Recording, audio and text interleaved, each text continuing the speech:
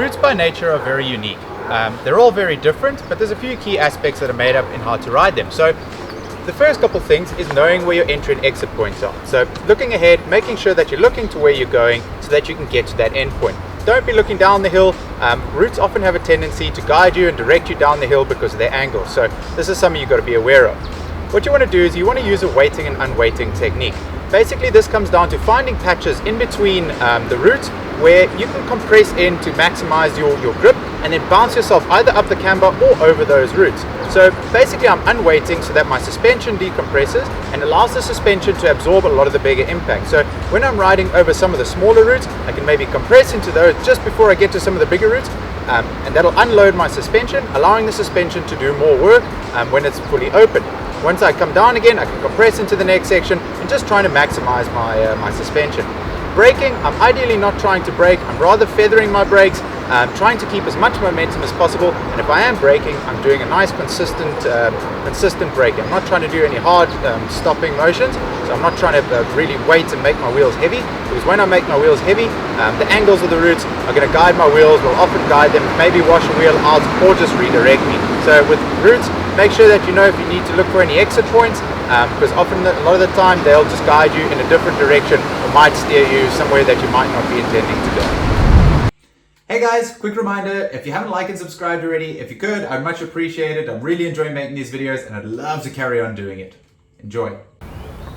Roots and cambers will often go hand in hand. So riding along off cambers, you'll often find roots that are at a little bit of an angle and you'll have to ride across them. So your body position will stay the same, keep your weight distributed, get your chest down. You're gonna weight the outside foot in this instance. But what's gonna happen is that you're gonna try get your body to the outside while leaning the bike over. You're not aggressively leaning the bike over, but as your bike's coming through, you're trying to weight the inside of your tires and just getting your weight a little bit further over to the outside, weighting your outside leg, in turn weighting the inside of the tires. This is just gonna help a little bit with maintaining your traction, riding along those routes. And again, as you're braking, as I'm coming over them, I'm letting off for a split second, and if I need to do any braking, I can compress down into the ground before or after those roots. So coming in, letting off, absorbing the roots, and then compressing down and maybe having to do any other turning that I might need to do.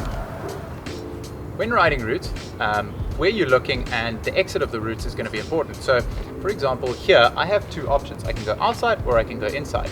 Perhaps the inside might be a little bit straighter, which means my actual root section might be faster, but popping over to the outside might give me a better exit speed. This is a great example of just having different line choices and being open, especially starting to train your brain to look at different things while you're riding, and keeping your peripherals open so that you can see these sort of things on the trail, especially if you're riding trails blind the first time. Try pop over to the outside, carry better exit speed, and then your next one, try the inside line, have a bit of fun with it. This is a great example of stuff to look for on the trail. Roots that are directing you down the hill. So this is important when I'd be riding over this, that I don't want to be doing any heavy braking over this. I want to make sure that I'm either off the brakes or very light on the brakes to make sure that my wheels are rolling over and hitting them as perpendicular as possible to maintain that traction. Again, getting my weight a little bit to the outside of the bike, over my left foot, just to make sure I'm weighting inside of the tires as much as possible, keeping my momentum, looking for those places where I can unweight and weight just to pop as I need to and get up the bank accordingly. I really hope you enjoyed that video. I hope you learned a lot. If you did, please don't forget to like and subscribe, it would mean a lot. Anyhow, jump on to the next video and let's see what else you can learn.